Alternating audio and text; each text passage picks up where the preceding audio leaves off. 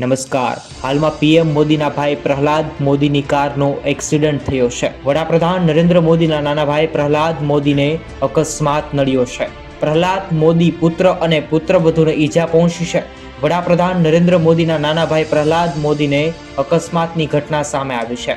વડાપ્રધાન નરેન્દ્ર મોદીના નાના ભાઈ પ્રહલાદ મોદી મંગળવારે તેમના પરિવાર સાથે માર્ગ અકસ્માતનો ભોગ બન્યા. આ ઘટના કર્ણાટકના મૈસૂરમાં બની.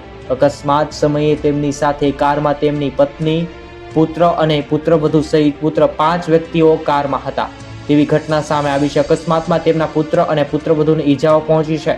તમામને હોસ્પિટલ પહોંચાડી અને સારવાર માટે દાખલ કરવામાં આવ્યા છે. મળતી માહિતી મુજબ જ્યારે અકસ્માત થયો ત્યારે કારમાં મૈસૂર પાસે બાંદીપુરા જઈ રહ્યા હતા.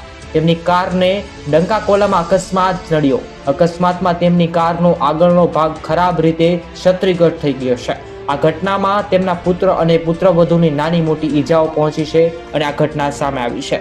વડાપ્રધાન નરેન્દ્ર મોદીના ભાઈની દુઃખદ ઘટના સામે આવી છે મિત્રો.